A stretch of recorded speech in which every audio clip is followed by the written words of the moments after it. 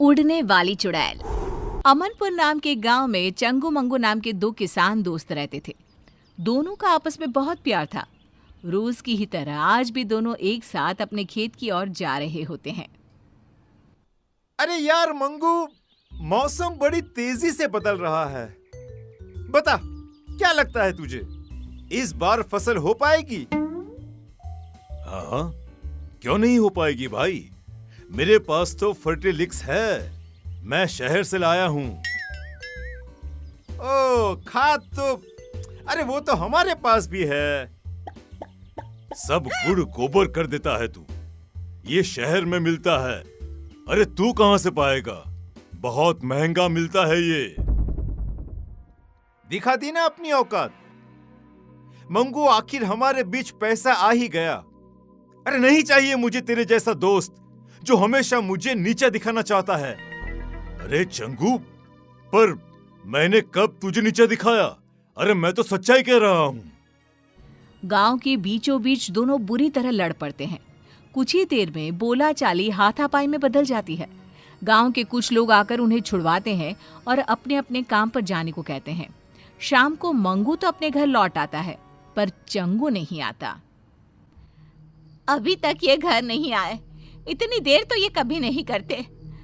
भगवान ना करे इन्हें कुछ हो तो नहीं गया ना। मंगू भाई साहब के घर जाकर पता करती हूँ। रास्ते में ही उसे सुबह चंगू मंगू के बीच हुए झगड़े के बारे में पता चलता है। मतलब मंगू भाई साहब ने ही किया है ये सब। ऐसा बदला लिया कि मेरे सुहाग को ही गायब कर दिया। विमला गुस्से में सोनम के पास जाती है और कहती है, कहाँ है सोनम, बाहर निकल। बता मेरे चंगू जी कहाँ है? क्या किया है आप लोगों ने उनके साथ? तभी उन सबके सामने अपने हाथ में चंगू को उठाए एक चुड़ैल हवा में उड़ती हुई आती है। मरोगे, सब मरोगे। छोड़ूंगी नहीं मैं किसी को, कोई नहीं बचेगा।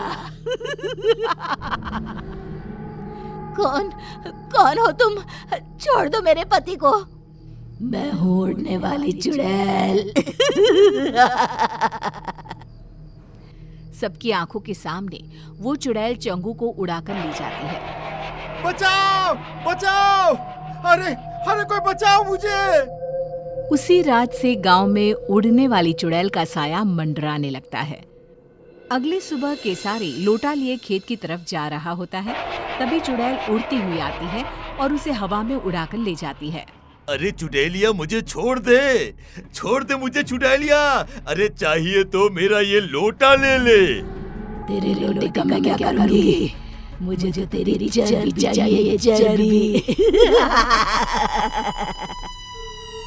चुड़ैल चंगू की तरह ही केसारी को गांव के बीचों बीच हवा में घुमाती हुई गायब हो जाती है। धीरे धीरे चुड़ैल का प्रकोप गांव में बढ़ता ही जाता है। आए दिन कोई ना कोई गांव से गायब हो जाता। धीरे धीरे कर लोग घर से निकलना भी बंद करने लगते हैं। फिर एक दिन, ऐसा कब तक चलेगा? अरे कब तक हम लोग घर पे बैठे रहेंगे? अब तो कोई अपने घरों के छत पर भी नहीं जाता। इस चुड़ैल से छुटकारा पाने का कोई ना कोई रास्ता तो निकालना ही पड़ेगा। हाँ जी, बिल्कुल सही कह रहे हैं आप। अरे पर हम लोग करेंगे क्या? पीछा करेंगे उस चुड़ैल का। पता तो करना ही होगा कि वो चुड़ैल गांव वालों को कहाँ ले जाती है। पर वो तो अचानक ही कहीं गायब हो जाती है। कहाँ से हम पता लगा पाएंगे कि वो कहाँ जाती है? गेहूं की एक पोटली तो लाना सोनम। ये पोटली ही आज सभी गांव वालों का ठिकाना बताएगी। शाम को मंगू जानबूझकर हाथ में एक गेहूं की पोटली लेकर गांव के चौराहे से गुजरता है। उसे देखते ही चुड़ैल उसे उठा ले जाती है। फंस ही गया, चुड़ैल के जाल में फंस गया।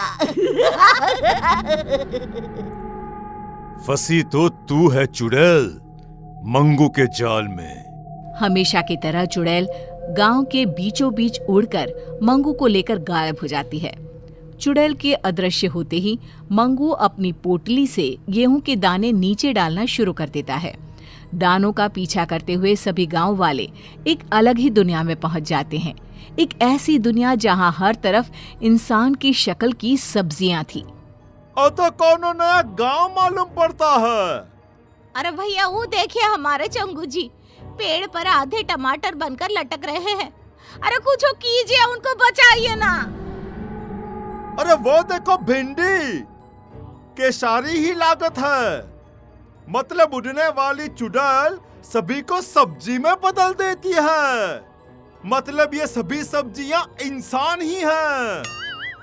इन लोगों को हम बचाए तो बचाए कैसे?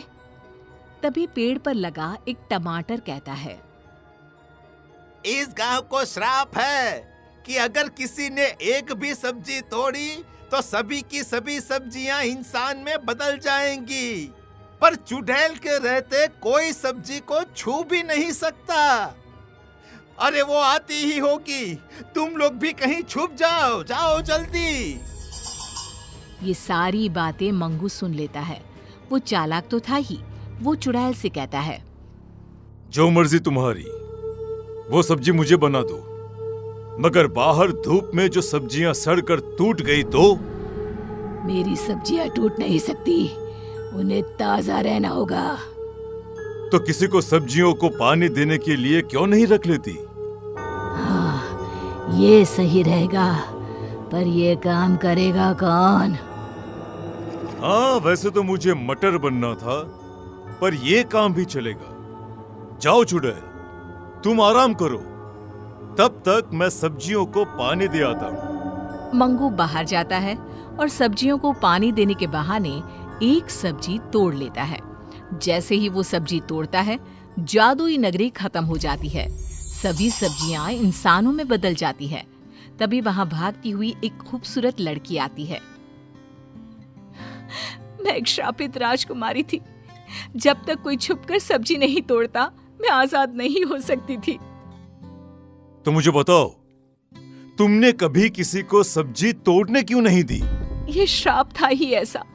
मुझे सभी को सब्जी तोड़ने से रोकना था। बाकी मुझे कुछ भी याद नहीं था। श्राप ने मेरी बुद्धि ले ली थी। पर आज जब मंगू ने हिम्मत दिखाई और सब्जी तोड़ी, तो सभी के साथ मैं भी मुक्त हो गई। मंगू की समझदारी सभी को बचा लेती है। सभी लोग वापस गांव आ जाते हैं। चंगू मंगू फिर से अच्छे दोस्त बन जाते हैं।